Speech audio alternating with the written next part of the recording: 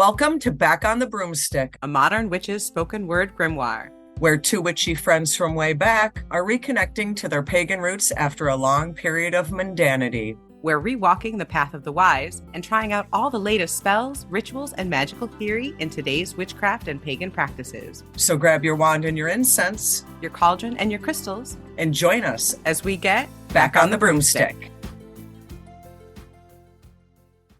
Hi, and welcome to Back on the Broomstick. In this episode, we're going to dive into our grab bag of Facebook messages, Instagram DMs, and emails that all you lovely witches, pagans, and heathens have been sending us, and try to answer some of your most pressing questions and interesting comments, because goodness, you guys are really keeping us busy with this, and we thought addressing it on air might be one of the better ways to let you all know what's going on and give you some answers.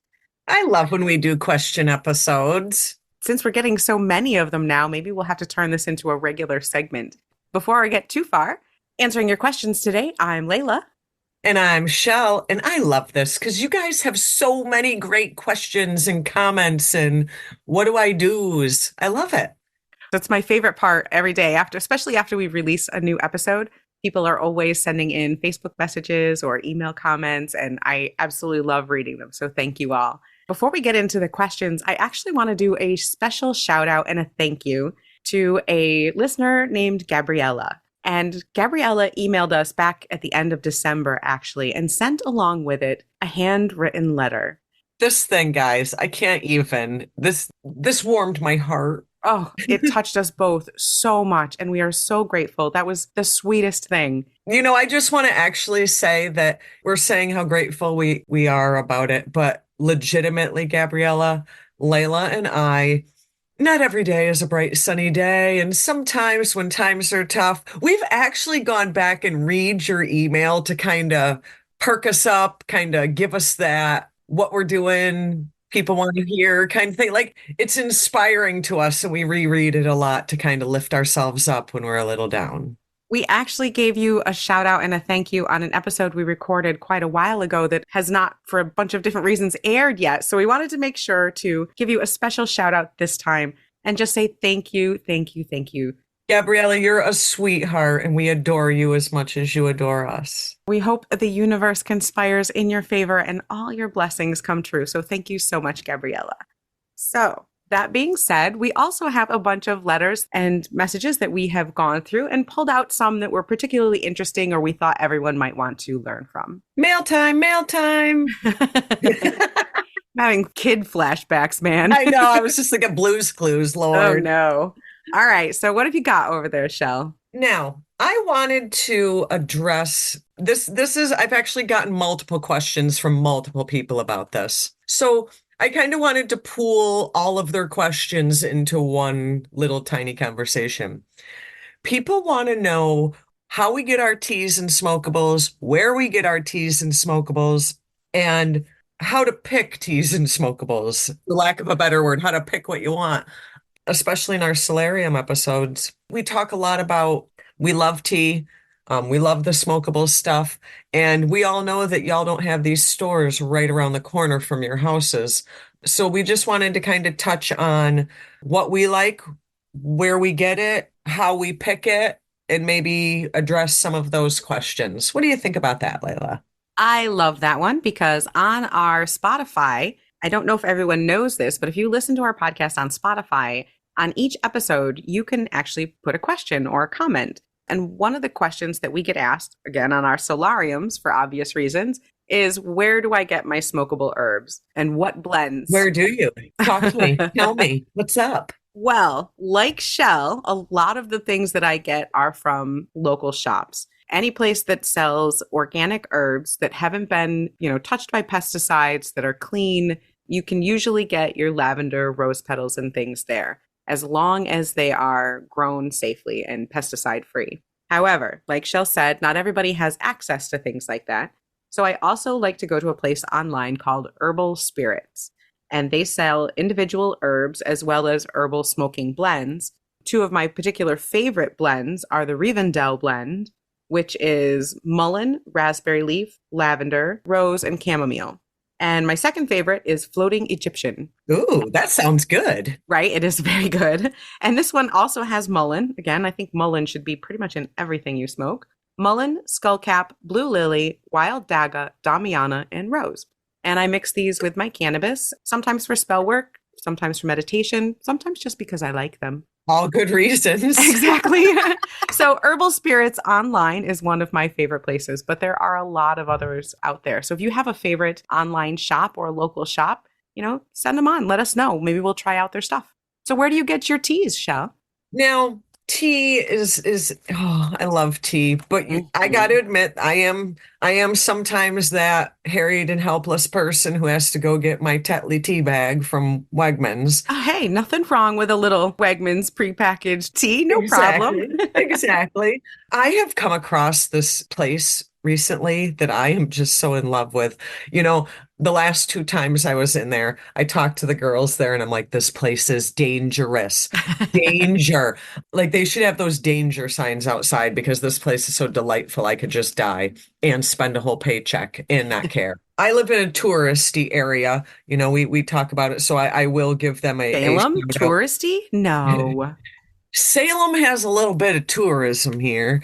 So this place here in Salem, not only if you come to Salem, you can go there physically. Such a gorgeous shop. This place is just, I can't even. It's delightful. I could spend every cent I have there and not be mad. Woman, if you don't spit out the name of this place in the next 5 seconds. But they also ship and do online too. So for all you listeners who don't have a good tea spot in your local area, these guys do ship online. They are called Deal, Marcus and Company, DM and Co. These folks I had this tea the other day, Layla. It was called banana bread. And I Really? shit you not, that tea tasted like banana bread. Hmm. It did, and it Banana bread. banana Wow. bread. Now, I got this one yesterday, I think it was. This is like an Earl Grey cream. Like Ooh. they have put like I don't know if they've added like some vanilla or it almost has almost like this light minty, like Andy's candy kind of minty vanilla. I don't know, but it's like they have taken this Earl Grey to the next level. They have one called the Queen's Blend. I'm dying over. That's a you thing right there. It is so a me thing. My sweet love, he got himself. I have to laugh because I've turned him into such a tea lover. It's kind of humorous. He got one called Raspberry Champagne. Ooh, now that sounds great. I can't describe the taste to you other than bliss. That sounds like a Sunday brunch kind of tea. It really, And not only do they have teas there, they sell accessories, which, I'm an accessory whore, honestly. They have all the little tea balls. They have the little teaspoons. They even have your own fillable tea bags. Such a fan of Ooh. that. But they must have about, if I had to take a guess based on memory, I'd say maybe 50, 75 different blends of tea that they blend on site. And freaking fabulous, man. I can't get over it. So DM and Co. If you go online and want to check these guys out, it's dealmarcus.com and they are located right here in Salem and I love them. They're my new place to dump my paycheck. There you go. There, I Hey. said it. There, I said it. Now, we also on our Facebook and our Instagram occasionally will feature smokable blends or tea blends that we've come up with, sometimes with a spell or sometimes just to enjoy. Recently, just put up a tea blend that we made for Kendra from Survivor. I was going to say, or sometimes we'll put up a Survivor tea blend. Exactly, exactly.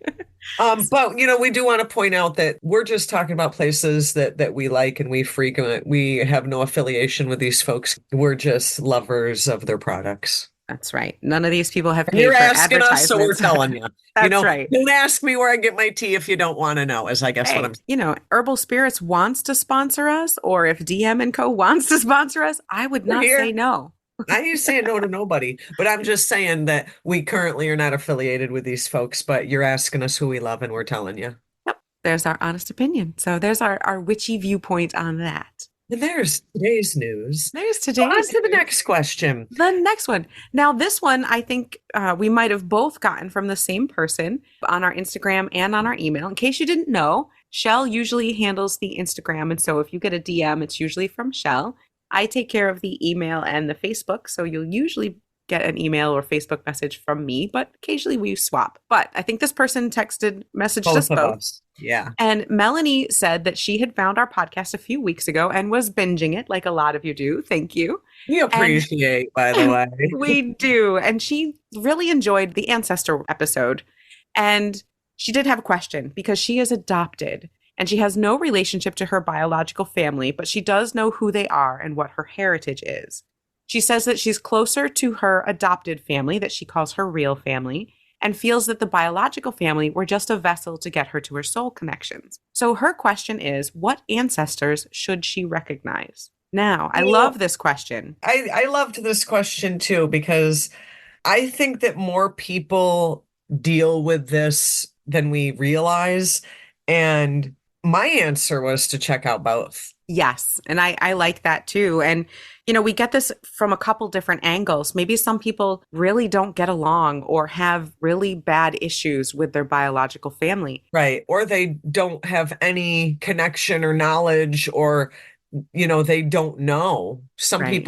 Some people have found their biological families, but a lot of people have not. Or maybe you start researching your biological ancestors and find out that they were really shitty people. Well, there's that too. Yeah. And you just don't want to call those energies into your life. What do you do? Well, the good thing is that when you start with ancestor work, you don't have to work with your parents or your grandparents. You could just call out to ancestors that want to work with you. Now, Melanie says that she knows what her ancestral heritage is. If she feels a connection to that, say she's got heritage from Italy or from Syria or from Spain or for wherever she happens to have ancestry, if she feels a connection to that area or to that history, she could start to research that and call out to people from that part of her line. But she doesn't have to. She can also work with her non-biological family as well. Ancestors do not have to be blood related to you. They can I be, think just people before you.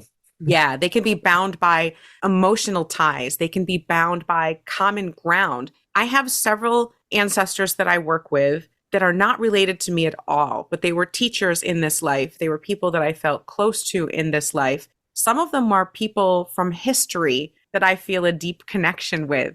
And so I work with that energy when I do ancestor work. So there's a lot of different ways to approach it that doesn't have to be biological DNA related. I think probably I don't want to say shortest, easiest answer I can give is kind of like how we say with everything else. There's really no rules here. If you connect with these people as ancestors, go with that. And if you don't connect with people as ancestors, don't. And if they are related, great. If they're not related, great. But blood relation or non-blood relation, in my opinion, is irrelevant to ancestor work. I agree. I very much agree. And especially if you get yourself into space where you're going to be calling to ancestors, maybe reaching out to a particular one, or maybe just reaching out to see who comes to you. Your ancestors are going to know that you were adopted. So if you reach out to your adopted family and their ancestors, they're going to welcome you into the family just as much as your adoptive parents have. There might be some ancestors in that line that wouldn't appreciate it. They're not going to come through most of the time. The ones that do want to work with you are the ones that are going to reach out and come through. And if any negative energy comes in, you can just choose to ignore it or not work with it. Exactly. And, I feel bad that so many people think that everything is so, you got to be in this box, you got to be in this box. There is familial ancestor work, yes. And obviously, by definition of the words, probably someone in your bloodline would be someone doing familial ancestral work with. But just general overall ancestor work, we always kind of make a joke of it. And it is kind of funny, but like, I truly, somewhere in the depths of my soul, feel like I have somehow, some way been a royal type person. There, I said it. And I do have that connection to, like, I have that fascination with the English monarchy. You are related to them. It's so far, You're a princess, damn it. when my daughter did our ancestry DNA thing, yes, I do have relations that tie back to the English royal family, but they're so far gone that, like, I just feel like if I reach out to these people and they reach back, their ancestors. And if there really is a blood connection, who knows? I don't. My daughter thinks she knows, but I don't, and it doesn't matter to me. And I love that you said that because if you go far back enough, we're all pretty We're all closely related to each related, other. right? But the other thing is, I have had adoptees ask me about ancestor work who didn't know their heritage, who knew nothing about their biological family. And they were like, how do I reach out to these people? And my answer to them was, I never met my 100 times great grandmother. Yeah. I have no fucking clue who she was. She has come to me in meditations and we've had conversations and I work with her.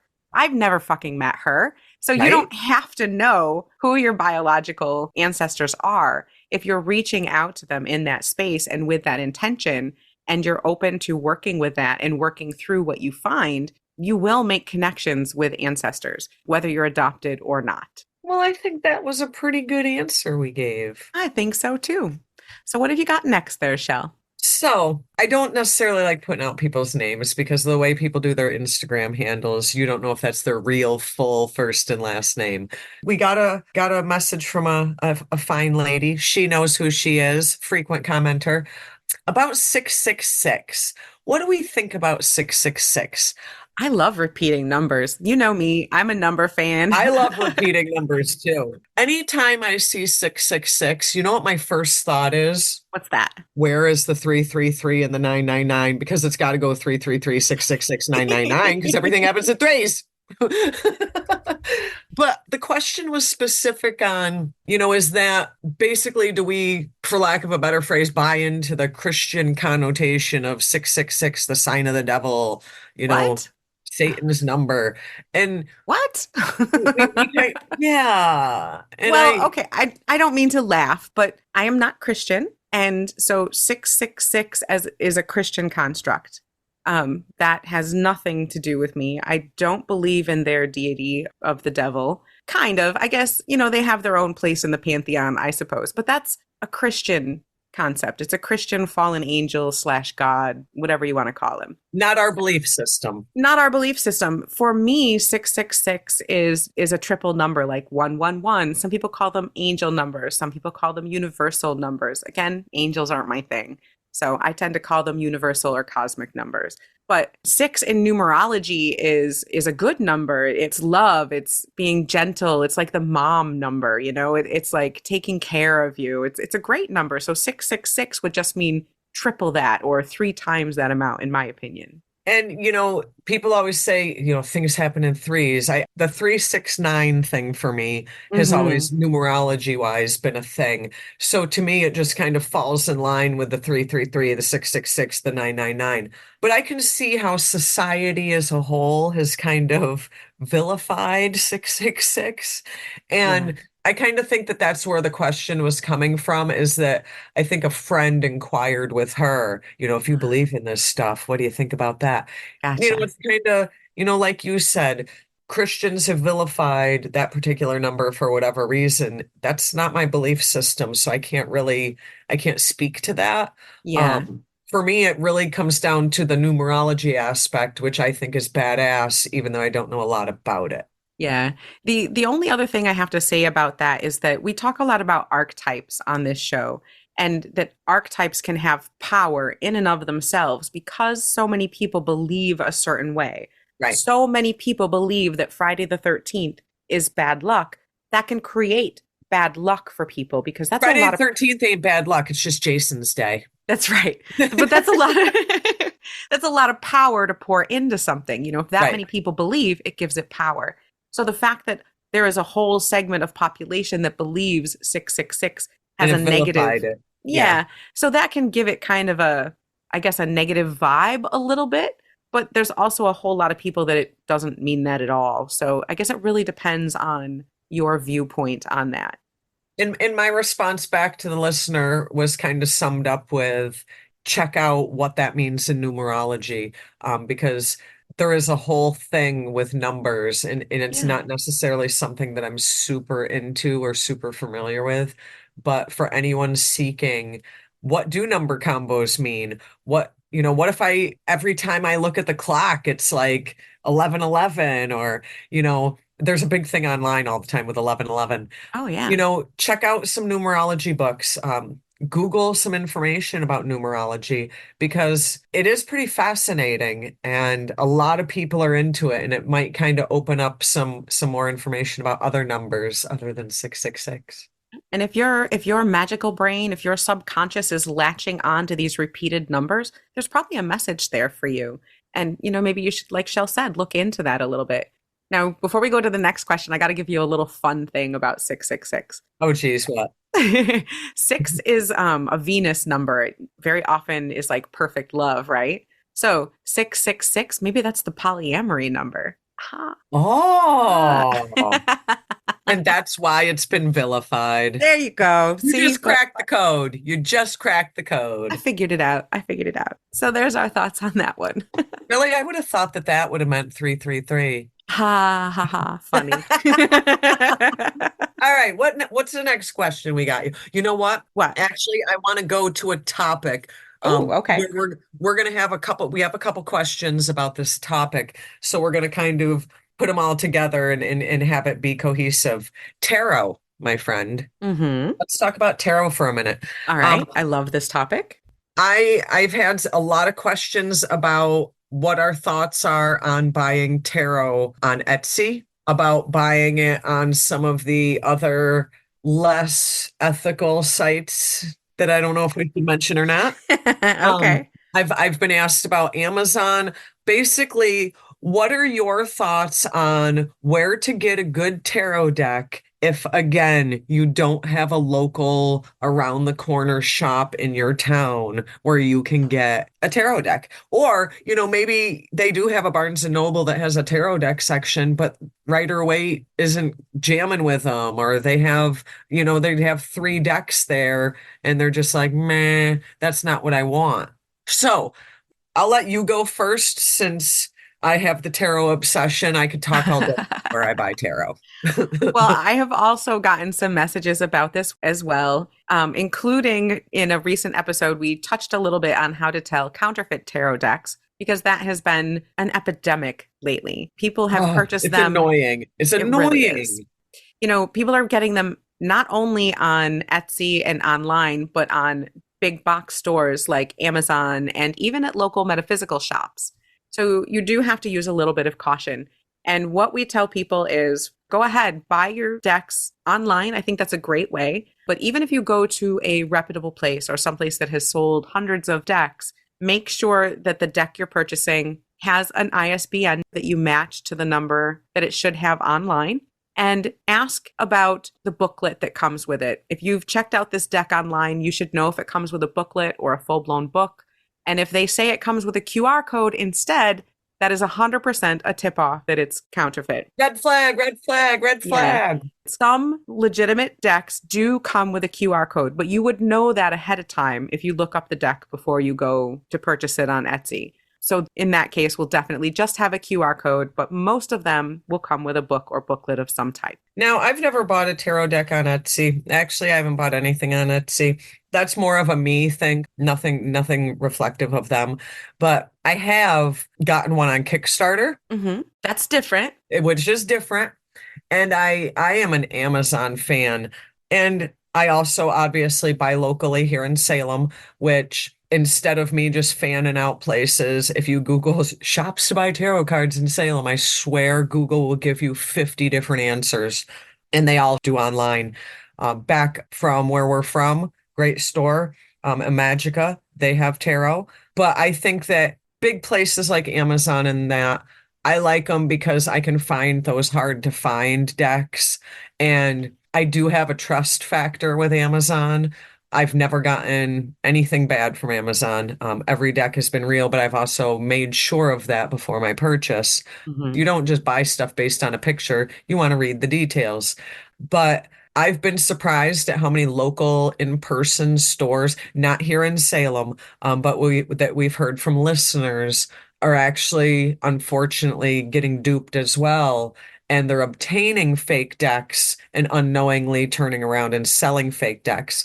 So I think the biggest thing we want to put out there is be aware of what you're buying, whether it's in person or online, because as much as you think this in-person thing is making it 100% legit, we've had a listener that had an issue with an in-person store.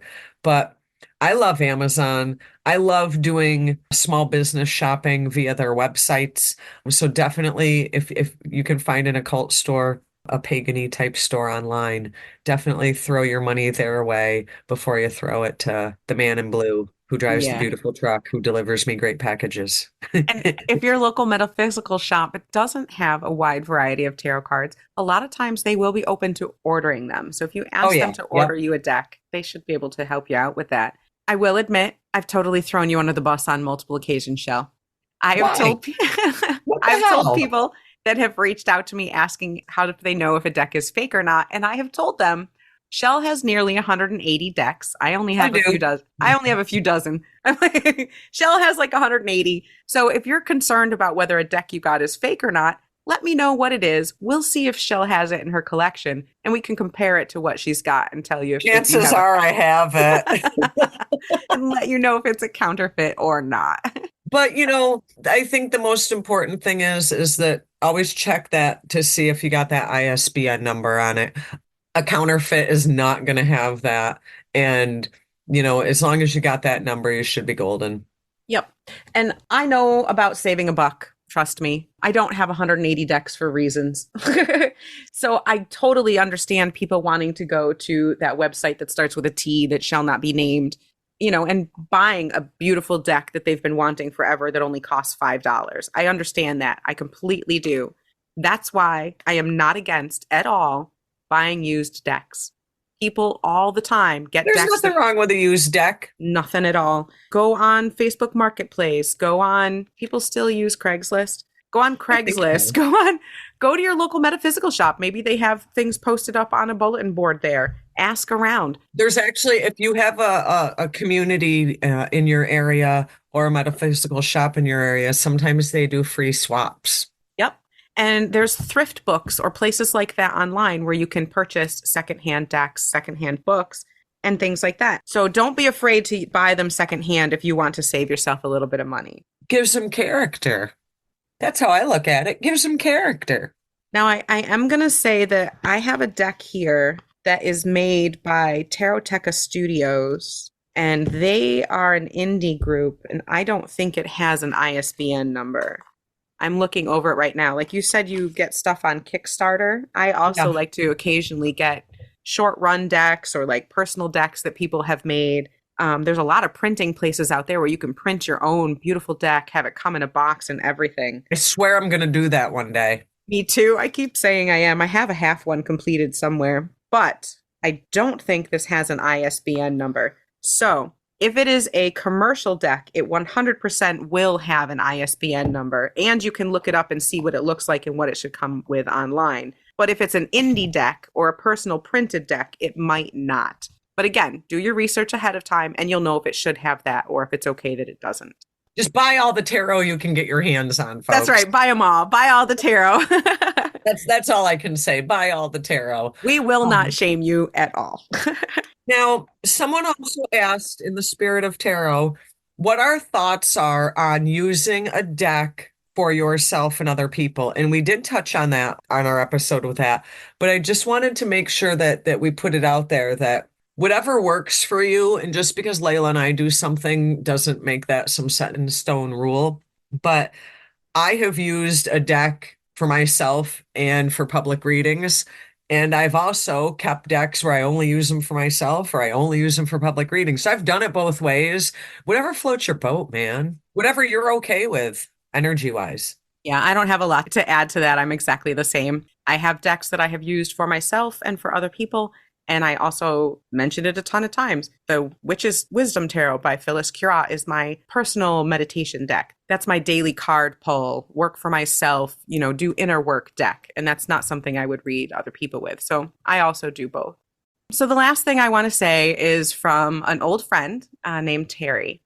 And I used to do tarot readings for her. Very often she would have tarot parties at her home. And she has a deck of tarot cards from someone very close to her that passed on. And she wanted to know what to do with them. And now that is also going to be something that's deeply personal to each person. In this particular case, I was very honored that she offered those cards to me. And I am very grateful and deeply, deeply honored that she passed those on to me. Oh my God, that makes me want to cry. Yeah. So they are cards you can keep. They certainly contain a lot of energy of that person, especially if it's a deck. Like if you grab one of Chelle's random 180 decks, it's probably not going to be that personal. But decks that you use all the time become very magical tools and become. If you took that witch's tarot from me, that'd be a little different. Exactly. Pry that Ellen Cannon Reed out of your cold, dead fingers.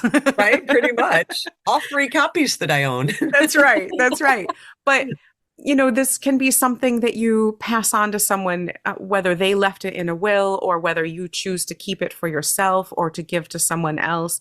That's deeply personal. Could you also just cleanse them and pass them on to the universe so that the next person who needs them could have them? Yes, you certainly could. Whatever you are comfortable with. That's right. In this particular case, they're a close magical tool. And so she decided to pass them on to me because she knows that I will take very, very good care of them and cherish them. So that's certainly an option. Do you have to? No, just like any magical tool, that's something that's up to those of us that are here left to decide how we want to handle and honor those tools and that person. So right. The same applies for tarot cards. Now, I had one last question, tarot related, that I wanted to address.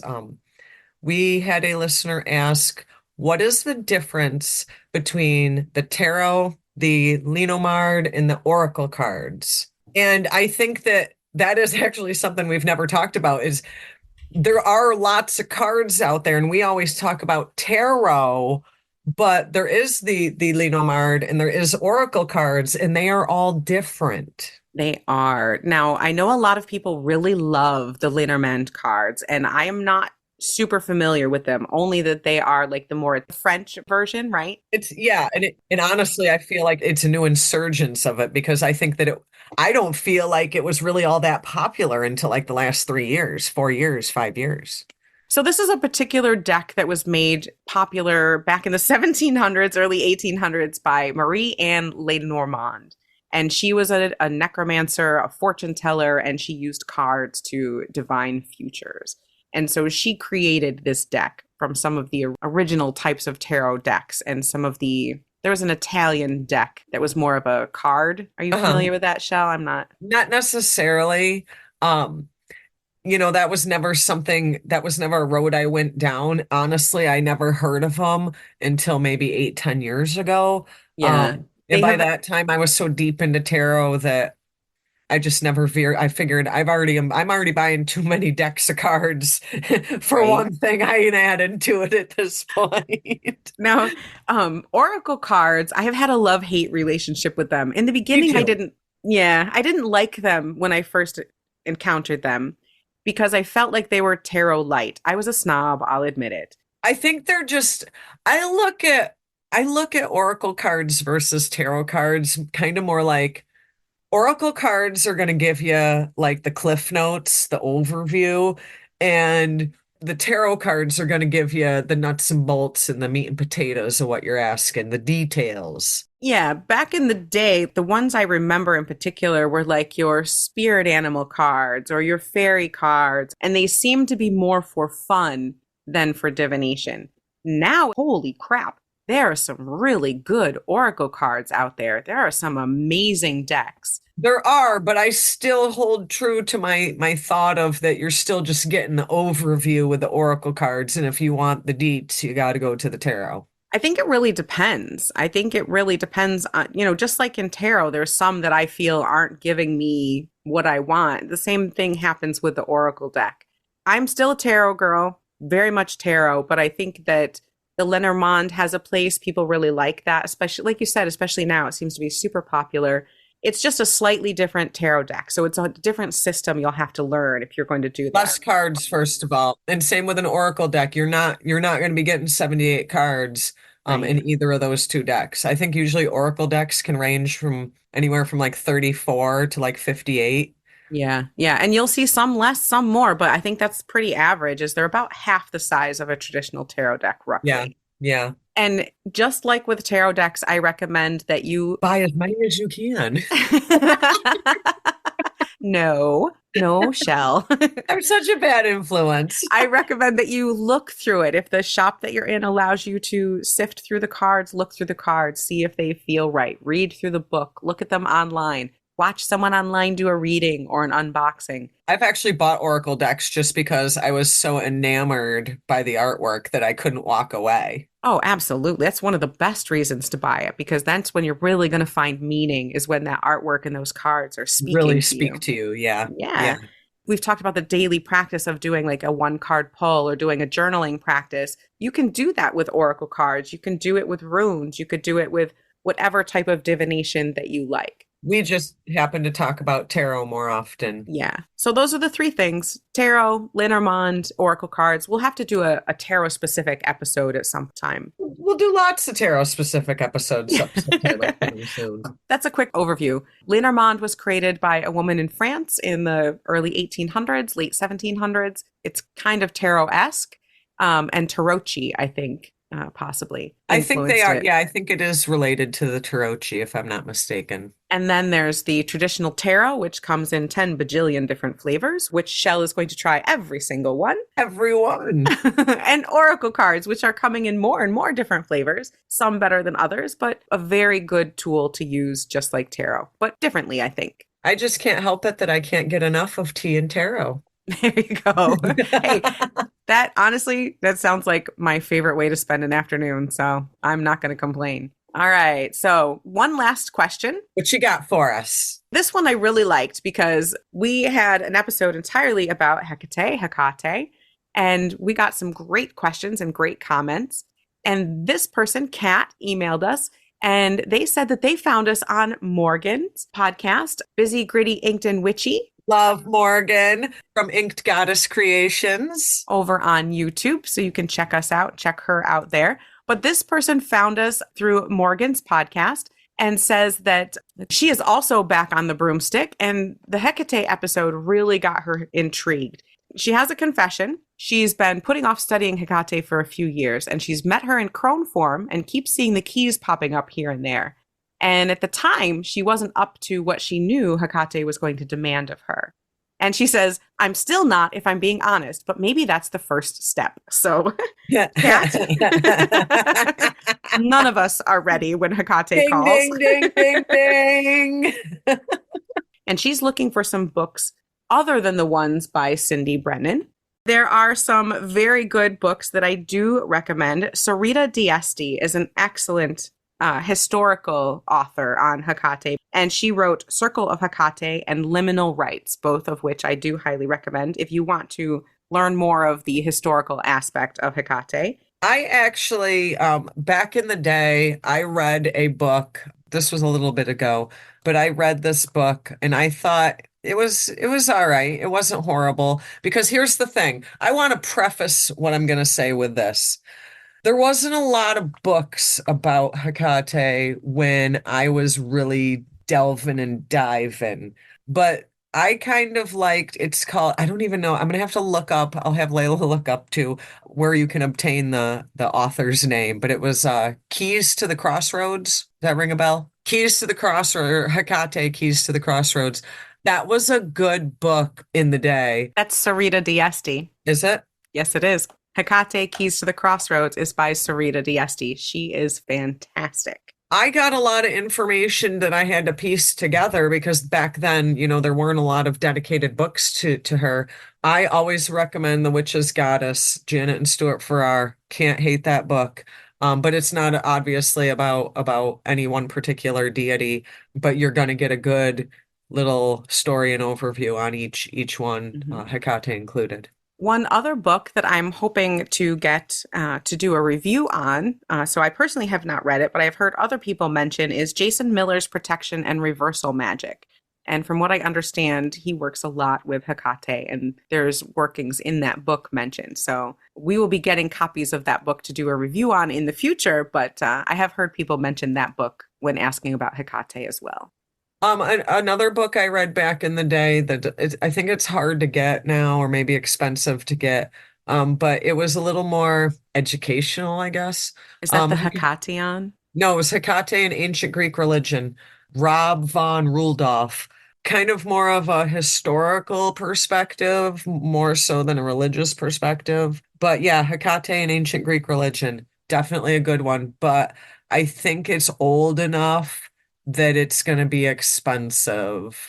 Yeah. And so while I really do like Cindy Brannon, you do kind of have to weave around the, join my coven and that type of thing. I guess it's There's a little always commercial. somebody in every crowd. That's right. But Sarita Diesti, Chelle and I both very much highly recommend. I didn't even know that was the author of that one book, honestly. I just knew it was a good book. Yep, it absolutely is. So we do highly recommend those books if you want to learn more about Hecate.